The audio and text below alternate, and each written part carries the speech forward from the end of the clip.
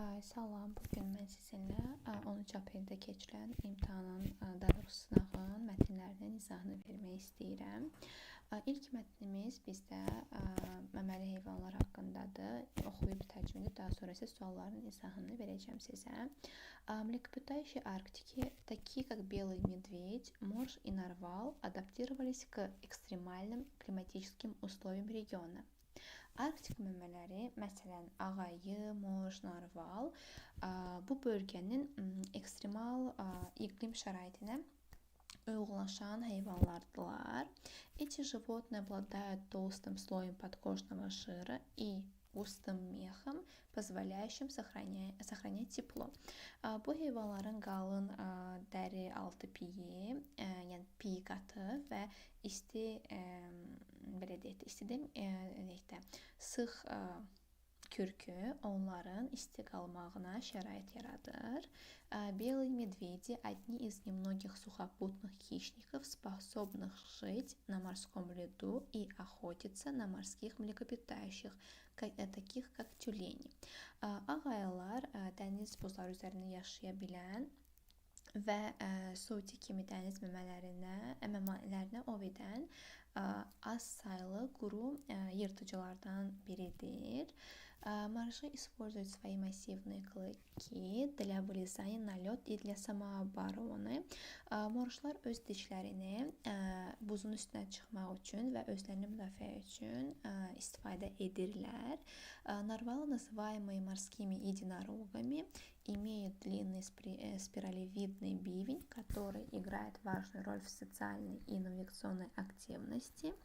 Yəni narvallar dəniz təkboynuzlu adlandırılan heyvanlar, məmələr daha doğrusu, və onların uzun spirala bənzəyən spiral formalı dişləri var, hansılar ki mühüm rol oynayır, yəni sosial və navigasyon aktivlikdə mühüm rol oynayır. Эти виды играют ключевую роль в экосистеме Арктики и являются индикаторами климатических изменений, поскольку их поведение и численность напрямую зависит от состояния морского льда. Bu növlər Arktika ekosistemində əsas rol oynayır və iqlim dəyişikliklərinin göstəriciləri hesab olunurlar. Çünki onların özlərini aparmayan davranışları və onların sayı birbaşa dəniz buzlarının vəziyyətindən asılıdır. Baxırıq deməli 6-cı suala. Burada bizdə gələcək ki, səhv və doğru, verno, neverno. Yəni hansı sual doğrudur, hansı sual səhvdir. Baxırıq 6.1-ə. Narvalı используют бивень только для охоты. Deyir ki, narvalı öz dişlərini ancaq ov üçün istifadə edirlər. Burada səhv olacaq. Nəyə görə? Çünki onlar təkcə yalnız ov üçün istifadə etmirlər. Hətta heç bu haqda heç bir məlumat getməyib. Burada narvalı haqqında, onların dişləri haqqında burada məlumat deyir ki, имеет длинный спиралевидный бивень, который играет важную роль в социальной и навигационной активности. Yəni burada elə bir məlumat olmadığına görə bunu biz neverno götürürük. Burada variant düşməyib, A, B variant olur. A verno, B neverno. Yəni bu B-dir bizdə, neverno səhvdir. Белые медведи способны жить на морском льду. Bu doğrudur. Deyir ki, ayılar dəniz buzunun üstündə yəni yaşaya bilərlər. Bizdə də burada məlumat verir ki, белые медведи способны жить на морском льду. Doğrudur. Bunu верно, yəni A variantı götürürük. У всех арктических млекопитающих есть мех. Deyir ki, bütün yəni məməli heyvanların kürkü var. Burada yanlışdır. Çünki burada deyir ki, эти животные обладают толстым слоем подкожного жира и густым мехом. Demir ki, burada bütün heyvanlar. Deyir ki, bu heyvanlar. Amma hər birinin olduğunu demir. Buna görə də biz bunu неверно götürəcəyik, yəni B variantı. Morjи используют клыки, в том числе для самообороны. Yəni morjlar deyir ki, öz dişlərini özünə müdafiə üçün də istifadə edirlər. Bəli, burada demir ki, только для самообороны. Əgər только olsaydı, bəli, bu səhv olacaqdı. Amma deyir ki, həmçinin, в том числе düzdür. Çünki burada həm özünü müdafiə, həm də ki, buzun üstünə çıxmaq üçün istifadə edirlər. Bu da verno olacaq. Yəni A, B, A oldu variantımız. Gəlir 7. 7-də deyir ki, расположите приложение в соответствии с текстом. Yəni ardıcılığı mətnə uyğun yazmalıyıq. Bizdə burada olacaq C variantı. Birinci gəlir bizdə nə verirlər? Эти животные адаптированы к холодному климату. Yəni bütün bu cümlədə ən birinci mətndə gələn hissə budur ki, bu heyvanlar soyuq iqlimə adaptasiya olan heyvanlardır. Sonra gəlir bizdə 2. Çünki burada bizdə birinci həmin bu klimat iqlimdən sonra gəlir iqlim buradadır. Sonra gəlir Белый медведь, ağ ayılar haqqında məlumat verilir. 4, 2. Daha sonra bizdə gələcək 3. Çünki bizdə Narvaladan əvvəl Morş haqqında məlumat verilir. Yəni marşı использовать для подъема на лед. Burada da 3-cü gəldi, Morşlar haqqındadır. Sonra isə gəlir Morşdan sonra Narvalı. Bunlar haqqındadır. Onların dişlərinin hansı formada olduğunu deyirdi. 4, 2.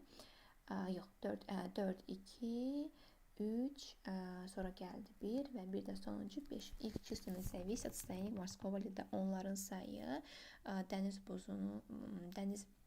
buzlarının vəziyyətindən asılıdır. Ən sonuncu cümləmizdə buradadır. Ona görə də götürürük biz burada C variantını 4, 2, 3, 1, 5. Sonra gəlir bizdə 8. Найдите синоним слова экстремальный в контексте текста. Yəni ekstremalный sözünün sinonimini tapmaq istəyirik. Biz ilk öncə baxırıq bu sözü cümlədə necə istifadə ediblər. Burada baxırıq ki, birinci abzasda və birinci belə cümləmizdə adaptировались к экстремальным климатическим условиям региона. Yəni ekstremal belə deyək də sərt, soyuq, bizə ekstremal deyirik də soyuq, sərt havaya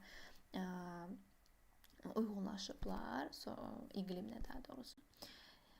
Deməli, burada kritik bildiyimiz elə bizim kritik deməkdir. Unikalni bildiyimiz elə unikal, globalni bildiyimiz global, избыточный də burada çox, bol mənasında gedir və heç bir dəxlisi yoxdur bu ekstremal sözə, yəni heç yaxın mənalı belə deyirlər. Burada surovoy havaya aiddir, kəskin, şiddətli, sərt deməkdir. Surovaya pagoda məsəl üçün sərt havada, soyuq hava. Bunun sinonimi olacaq, yəni ekstremal sözün sinonimi B variantı surovoy oldu. Daha sonra bizdə 9-da deyir ki, какое утверждение соответствует содержанию текста. Yəni hansı məlumat mətnə əsasən, yəni mətnə uyğundur. Biz burada götürəcəyik sizinlə C variantını. Çünki bizdə deyir ki, поведение арктических млекопитающих зависит от состояния морского льда. Deyir ki, arktik məmələrin özlərini aparması dəniz buzunun vəziyyətindən asılıdır. Bizə də elə ən sonuncu cümləmizdə deyildi ki, поведение зависит от состояния морского льда. Yəni o heyvanların özlərini aparması dəniz buzunun vəziyyətindən asılıdır. Bu variantımız bizdə mətndə verilib. Burada nəyə görə digərləri olmur? Все арктические млекопитающие охотятся на тюленей. Deyir ki, bütün Arktika məmələrini heyvanları sutini ovluyurlar. Xeyr, ancaq orada Белый медведь ayılarıydı. Narvala не имеет отношения к климату. Arktiki narvalar deyir ki, Arktika iqliminə heç bir belə deyək də heç bir dəxlisi yoxdur. Heç bir münasibət bildirmirlər. Xeyr, narvalılar da Arktikada yaşayırlar, həmin o kəskin sərt havada yaşayırlar. Ona görə də B-də bizdə səhvdir. İmeyit olmalıydı, ne imeyit olmamalıydı. Marjı не нуждаются в защите от хищников. Deyir ki, morjlar yırtıcılardan müdafiəsinə ehtiyac duymurlar.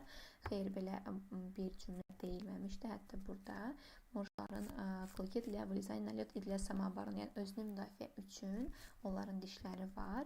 Deməli, onlar da ehtiyac duyurlar müdafiəyə. D-də getdi. У белого медведя нет подкожного жира. Ağayının dəri altı piyi yoxdur. Burada da belə bir məlumat verilməmişdi. Ona görə də bizdə gəlir düz variant C. Yəni bu mətndə var idi.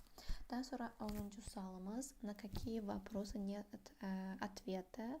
Hansı sualların cavabı yoxdur mətndə? Birinci sualın cavabı yoxdur. Deyir ki, где обитают narval? Narval harda yaşayır? Harda yaşadıkları haqqında məlumat verilmir. Əslində bu düzdür, çünki onların harda yaşadığı biz bilirik. Onlar Arktikada məskunlaşırlar. Ona görə də birincinin cavabı var. Где narvali используют бивень? Narvalar harda dişlərini istifadə edirlər? Bunun cavabı var idi. Tak, bizdə burada cavabımız tak. Burada cavab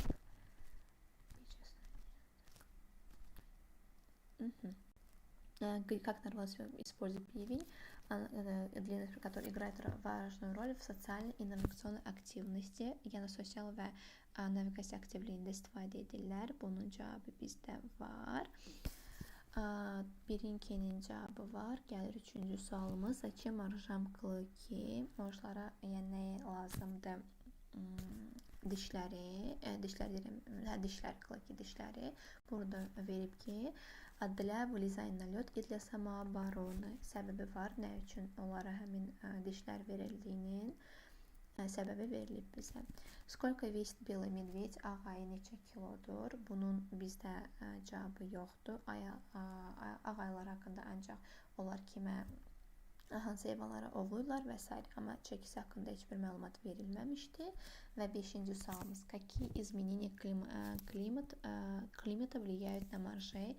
Deyir ki, iqlimin hansı dəyişiklikləri morjlara təsir edir? Orada heç bir məlumat verilməmişdi bu haqda. Buna görə də 4-5 olacaq.